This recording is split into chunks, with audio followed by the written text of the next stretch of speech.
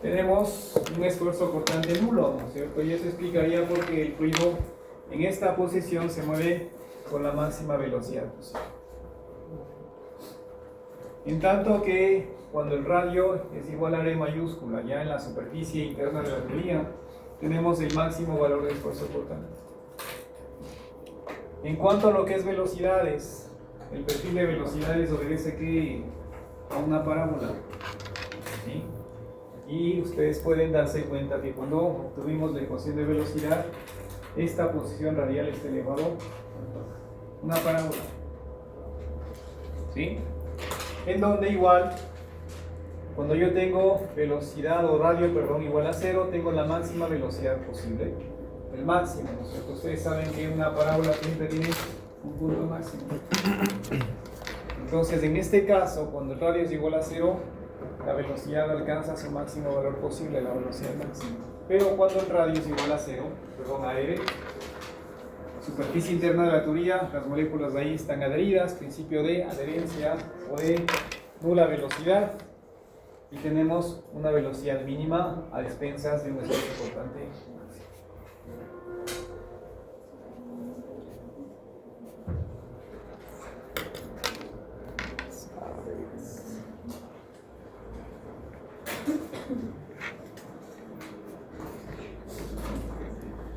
Esta ecuación, chicos, es extremadamente importante. ¿Por qué?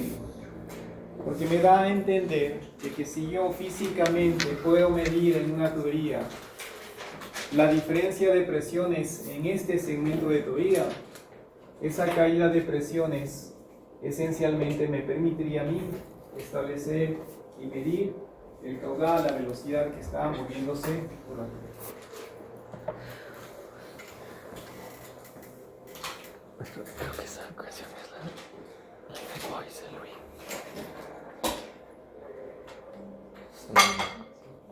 ¿Por qué digo esto?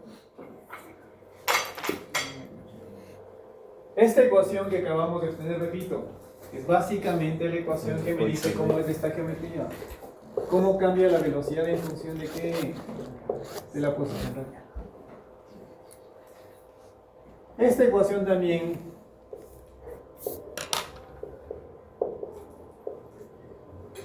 lo puedo llevar a ciertos casos particulares de forma idéntica a lo que hicimos con luz en película de cine. Y puedo primero obtener la velocidad máxima y también podría obtener que la velocidad media. La velocidad máxima, ustedes claramente saben que ocurre cuando el radio es igual a 0. Entonces la velocidad en z máxima va a ser igual a ¿qué?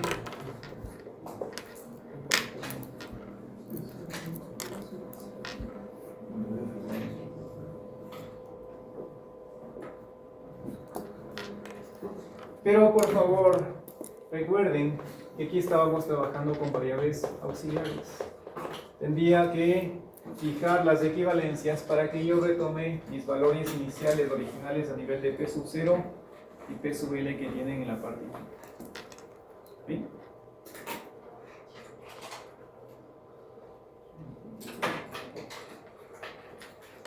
Entonces poco a poco ustedes se van dando cuenta que si yo pudiese medir, como les decía, presión arriba, presión abajo, en este segmento de tubería, de alguna forma, primero podría obtener una idea de esta velocidad máxima. Pero como les decía, muchas de las veces nosotros, cuando hacemos cálculos de ingeniería de tuberías, jamás utilizamos velocidades en ciertos puntos, en ciertas ubicaciones de la tubería, sino que trabajamos con velocidades medias. Entonces, tendríamos que obtener la velocidad. Los comido helados por la cascada. Eso sí, creo que sí. Casi llegando a los tacos. Es que sí, es que sí. ¿Qué tal son?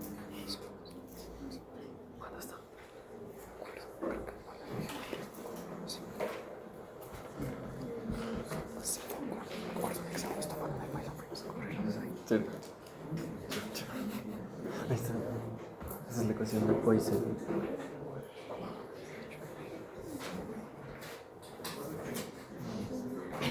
Esa es otra cosa. Esa es ahí siento. A nivel de estos casos particulares, la velocidad máxima, fácil, ¿no es cierto? En la parte central de la teoría implica mayor complejidad, mayor problema, pero a mí me interesa obtener una ecuación para obtener esta velocidad media, esta velocidad promedio. La base va a ser la misma. El caudal que se mueve por una teoría va a ser igual aquí a una velocidad por el área, pero esta velocidad tiene que ser la velocidad media, la velocidad promedio. Consecuentemente, la velocidad promedio no es más que la relación entre el caudal para su sección transversal, que es justamente lo que se está utilizando hoy. Pero, como estamos trabajando con una teoría cilíndrica, es más fácil que yo haga esta integración utilizando coordenadas cilíndricas, que es un poco lo que se está planteando ahí con esas integrales. En el numerador, ¿qué estoy haciendo? Sumar los caudales desde el centro de la teoría hasta la parte más periférica. Por eso ustedes tienen ahí que la velocidad en z, r, delta r por delta θ. Esto esencialmente, chicos, no es más que la sección transversal de la teoría, pero en coordenadas cilíndricas. ¿Sí? Por eso estoy moviéndome desde el centro de la teoría, que sería el equivalente del dr, pero también voy moviendo un ángulo para barrer la totalidad de mi circunferencia y asegurar que estoy sumando los distintos caudales que se presentan en la teoría desde la parte central de la teoría hasta la parte más periférica. ¿Sí? Aquí esencialmente, chicos, lo que estoy haciendo es calcular la sección transversal de la teoría, pero en coordenadas cilíndricas. Por eso en el denominador tengo esto, lo mismo, r por delta r delta θ, que es básicamente calcular la sección transversal de la teoría. Simple y llanamente, vuelvo y repito, estoy cambiando de coordenadas, estoy utilizando coordenadas cilíndricas para calcular el área de esta circunferencia. ¿Sí? Entonces, hacemos esta integración desde 0 hasta 2pi para asegurar todo esto. ¿Sí? Y también tendríamos que movilizarnos desde adentro hacia afuera. No vamos a hacer el desarrollo de esta integral. Lo importante es que finalmente, al hacer esta doble integral para obtener esta velocidad media, llegamos a esta ecuación. Se parece a la de la velocidad máxima, lo que difiere es que el denominador y específicamente el factor. En la velocidad máxima yo tenía un cuarto, aquí ya tengo un octavo. ¿Eso qué me permite concluir? Que esencialmente la velocidad media ha sido la mitad de la velocidad máxima que tiene el fluido cuando se mueve por. ¿Sí? ¿Qué más? Una vez que ya tenemos la velocidad media, bajo este mismo principio, la famosa ecuación de continuidad, ¿qué hago ahora? Obtener una ecuación que me permita calcular el caudal, velocidad media multiplicado por la velocidad media, le multiplicamos por la sección transversal de la teoría, un cuarto de pi por el radio al cuadrado, y llegamos a obtener esta ecuación. Aquí lo único que estoy haciendo es retornar a mis variables originales. ¿Sí? Recuerden, yo les decía que ese P' sub 0 menos P' sobre L era el equivalente a esto. Entonces retorno a mis variables originales y esa ecuación es extremadamente importante. Si ustedes revisan, se conoce con el nombre de la ecuación de Hagen-Poiseuille. Y esa ecuación importante, ¿por qué? Porque esencialmente, si yo mido la caída de presión, es sinónimo del caudal que está moviéndose por la tubería. ¿Sí? Entonces, esta ecuación ya me da una idea de que uno, Cuando el fluido se mueve por la tubería, ¿qué pasa? Va perdiendo presión. ¿Por qué? Por efectos de presión. Cuando el fluido se mueve por la tubería, repito, experimenta una caída de presión por efectos de qué? De esta pérdida irreversible de energía por efectos de fricción. Y si yo un segmento de tubería logro medir esa caída de presión o esa diferencia de presiones, esa diferencia de presiones en este segmento de tubería es equivalente de qué?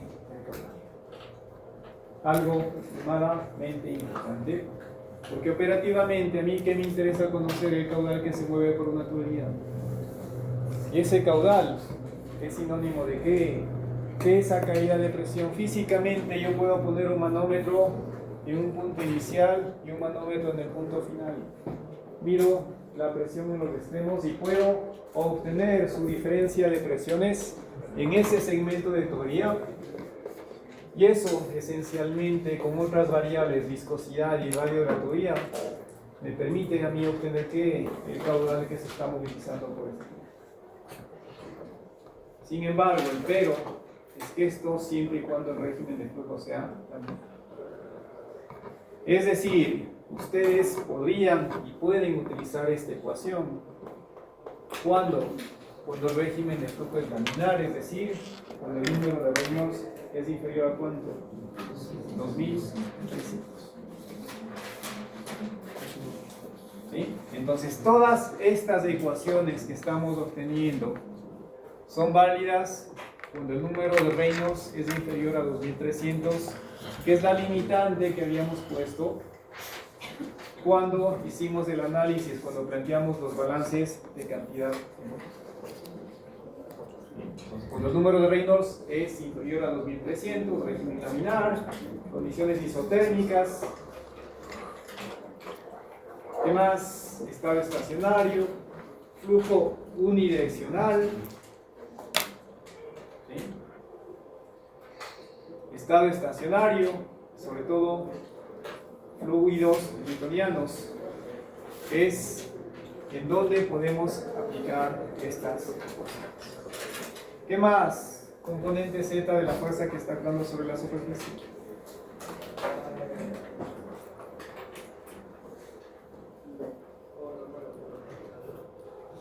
Aquí lo único que estamos haciendo es, si yo tengo una diferencia de presiones, ¿cierto? ¿Qué es lo que tenemos como efecto neto? Como fuerza impulsora, por eso también, cuando nosotros empezamos este curso yo les decía, la fuerza impulsora para transferencia y transporte de cantidad de movimiento es que una diferencia de velocidades, o también que una diferencia de presiones. Lo uno es sinónimo de otro. Y ustedes con este desarrollo ya entienden por qué. Aquí físicamente yo tengo que una diferencia de presiones. Esa diferencia de presiones promueve que transferencia o transporte de cantidad de movimiento. Y aquí lo único que estoy haciendo es tomar como referencia la diferencia de presiones que tengo arriba y abajo, ¿sí? Esa caída de presión que experimenta el fluido cuando se mueve por un segmento de tubería, y eso es el equivalente de ¿qué? El esfuerzo soportante y de la fuerza que está soportando la superficie. Ojo con lo que estoy haciendo aquí. Fuerza multiplicado por sección transversal, tomando como referencia ¿qué? El significado físico de una presión. La presión es que fuerza sobre área, pero esa fuerza es perpendicular al área donde está actuando esa fuerza. Por eso, diferencia de presiones y la sección transversal es justamente pi por el radio.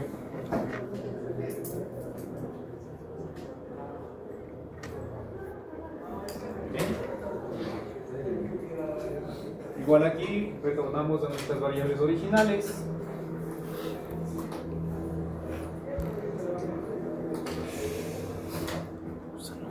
Y aquí podemos un poco ampliar los conceptos que acabamos de ver.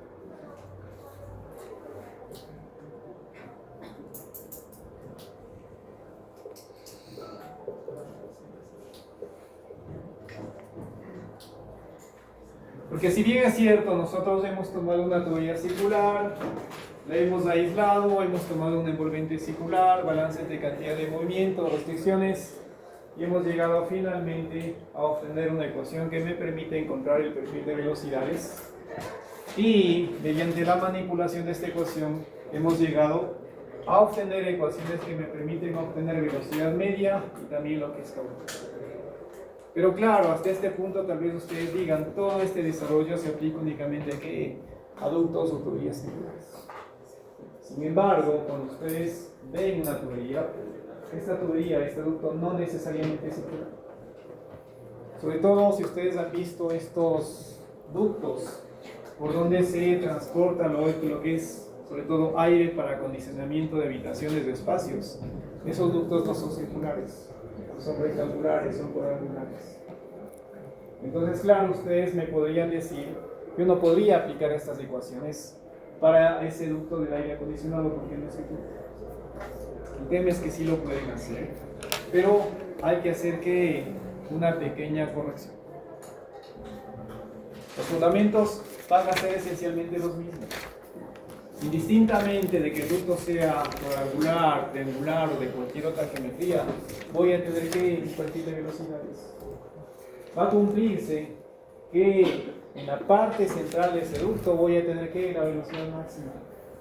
Va a cumplirse que en la superficie interna de ese ducto, de esa tubería, el fluido prácticamente se adhiere a esa superficie y adquiere una velocidad igual a cero.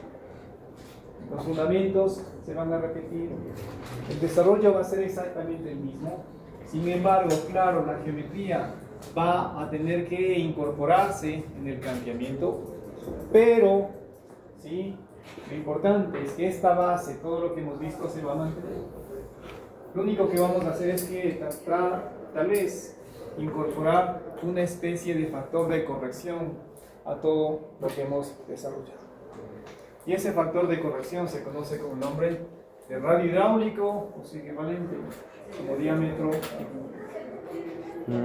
Indistintamente de la geometría, lo que les recomiendo es que ustedes siempre trabajen con el diámetro equivalente o en su defecto, denominado también como radio hidráulico.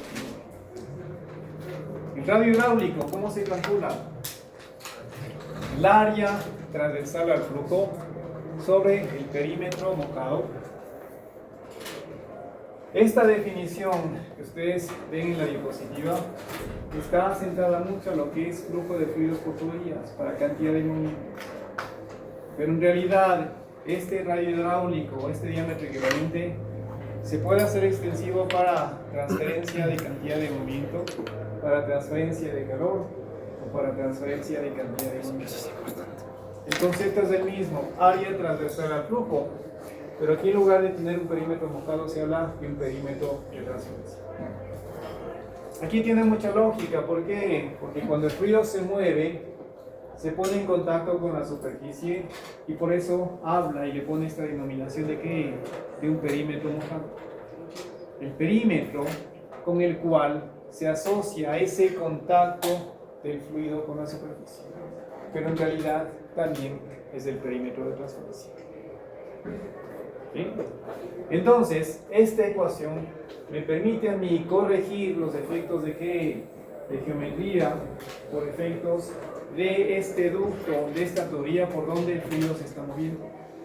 Y me permite ya dejar de lado cualquier limitante inherente a la geometría del ducto. Todo se va a mantener.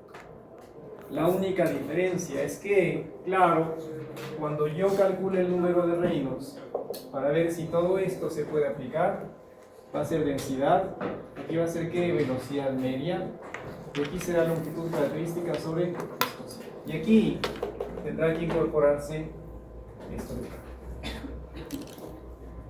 ¿Ok? A mí me interesa este diámetro equivalente que es la longitud característica. Este radio hidráulico lo obtendré de esta forma, pero repito, lo que a mí me interesa es el diámetro equivalente. Y este diámetro equivalente 4 veces la sección transversal al flujo sobre el perímetro de transferencia. Eso que me permite a mí visualizar el radio hidráulico, 4 veces el radio hidráulico es el diámetro. Y esto es la longitud característica que vamos a utilizar en el número.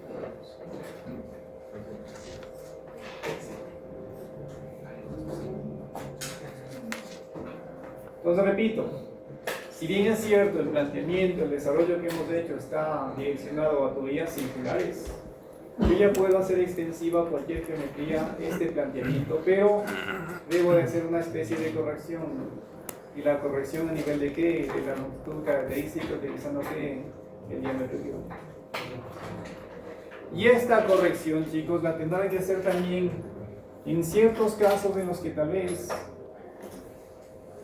yo transporte por una tubería un fluido, un líquido, y esta tubería no llene completamente la tubería. A veces se da ese caso. A veces, no sé, hacemos un diseño de una tubería, pero puede darse el caso de que esa tubería no opere al 100% de su capacidad y trabaje con una fracción de ese diseño que ustedes efectuaron. Y claro, tendrán este fenómeno. Un ducto que no transporta completamente o no llena completamente esa tubería. Entonces ahí, nuevamente, 4 veces la sección transversal al flujo sobre el perímetro de transferencia, que sería esto.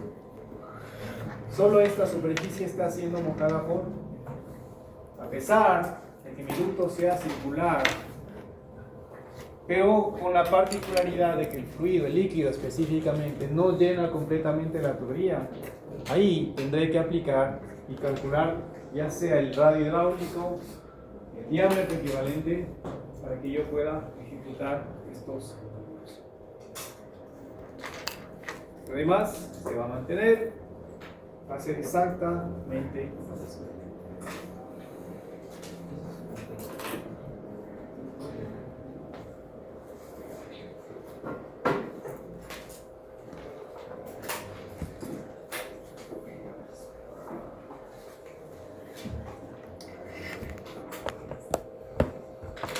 Sin embargo, como les decía, esta ecuación importante, sí, útil, porque ya me da una idea de que la caída de presión es sinónimo de caudal, tiene la limitante y la restricción de que solo se aplica para régimen canal. Si mi ducto es circular, estas ecuaciones solo serán válidas si el número de Reynolds es inferior a 2300. Cosa que a veces, chicos, no ocurre. En la realidad, el fluido o el flujo de fluidos por tuberías se transporta o se moviliza con todos los regímenes posibles: laminar, transición o turbulencia. ¿Sí? Sería un poco absurdo pensar que, como solo yo conozco estas ecuaciones, restringe el movimiento del fluido por la tubería a régimen laminar. Eso significaría que yo limite la velocidad del caudal que estoy transportando por una tubería. ¿Por qué? Porque solo sé utilizar ecuaciones del régimen. Consecuentemente, ¿qué es lo que tendría que hacer? Tengo que ampliar, ¿sí?, estas ecuaciones de forma que sean universales, de que sean útiles en todos los posibles regímenes. ¿Sí? Entonces, lo que nosotros vamos a ver a continuación ya es que una ecuación genérica que me permitiría ya abordar el flujo de fluidos por ductos, por tuberías, indistintamente de si es laminar, de si es transición o si es turbulencia. ¿Sí? Y vamos a entrar a ver ya lo que es la famosa ecuación general de Reynolds. Ecuación ya más genérica, que repito, me permite a mí discriminar y abordar problemas en los distintos regímenes. Para esto de cómo es fluido en tuberías, las pérdidas cada vez por fricción. Eso es la chida.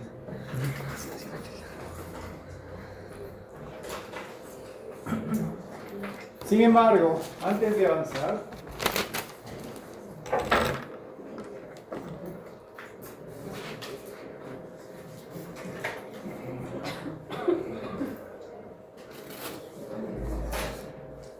que les invito a pensar es que yo cuando tengo una tubería y hay un fluido que se mueve por la tubería, ¿qué tenemos? Interacción del fluido sobre una superficie. Ustedes recordarán cuando vimos capa límite hidrodinámico, capa límite de velocidades, la interacción del fluido con una superficie generaba que la famosa capa límite hidrodinámica o capa límite de velocidades.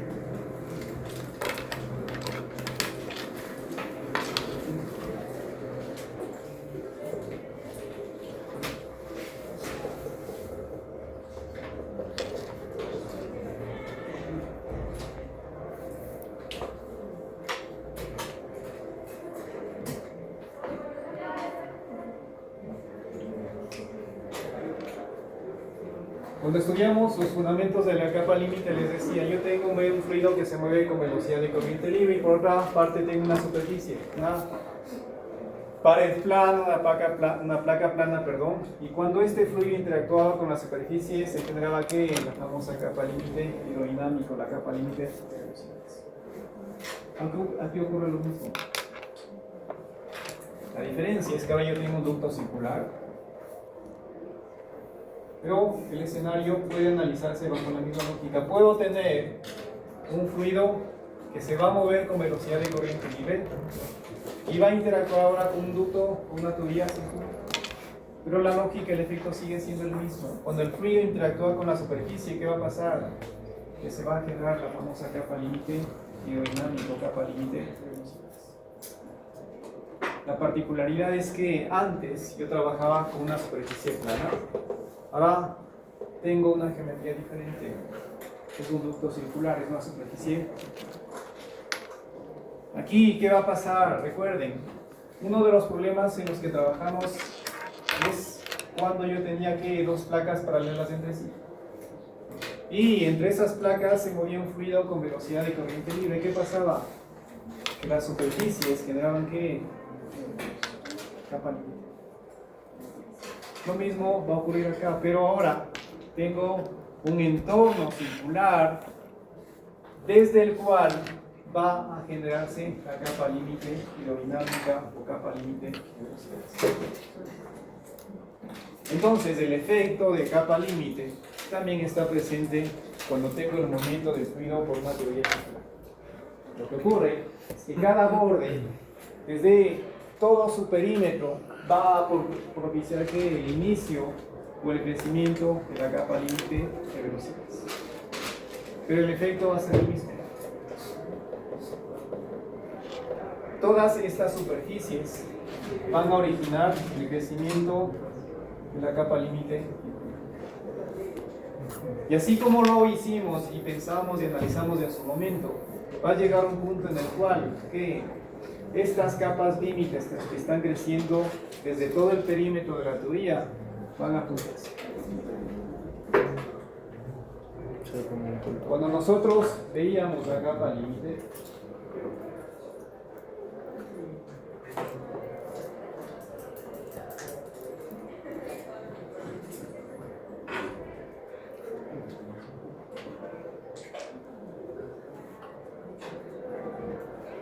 ustedes claramente se dan cuenta de que, claro, este crecimiento de la capa límite genera también que estos perfiles de velocidades tal vez vayan cambiando. Este perfil sea diferente de acá. ¿Por qué?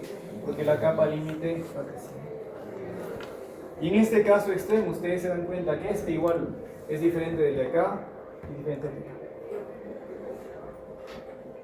Consecuentemente, ¿sí? Aquí yo puedo darme cuenta que conforme incrementa la distancia desde el borde de ataque, cambia el perfil de velocidades. Lo mismo va a pasar acá.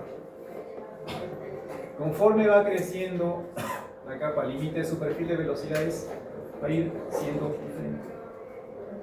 Pero llega un punto en el cual todas las capas límites que van creciendo se chocan, se intersecan, se usan.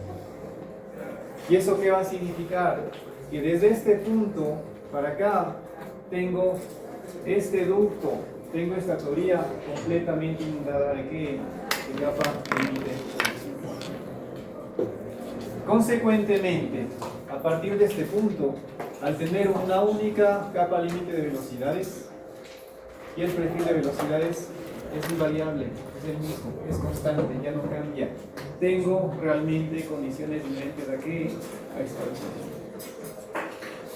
Por eso, cuando yo hablo de ductos, de tuberías, siempre se habla de qué? De una longitud de entrada. ¿Qué significa la longitud de entrada? Justamente este segmento que recorre el fluido para que se estabilice su perfil de velocidad. Por eso hablamos aquí de un flujo en desarrollo, y aquí hablamos de un flujo completamente desarrollado. ¿Qué es un poco lo que ustedes pueden ver aquí? En la parte inferior, placa plana. En la parte superior ya tengo que ductos y flujo. Todo ese perímetro que está interactuando con el fluido empieza a generar la capa límite. Desde todo ese perímetro empieza a crecer, pero llega un punto en el que físicamente las capas límites se cruzan. Desde ese punto, el tubo está ya prácticamente inundado de ¿qué? De capa límite. Y por eso ustedes se dan cuenta que inicialmente ese perfil de velocidades va cambiando su forma. Pero una vez que ya el tubo está completamente inundado de capa límite, ya tengo un perfil de velocidades que es invariable, es único. Cuando ya ese perfil de velocidades es invariable y es único, decimos que el flujo está completamente desarrollado. Antes, flujo en desarrollo.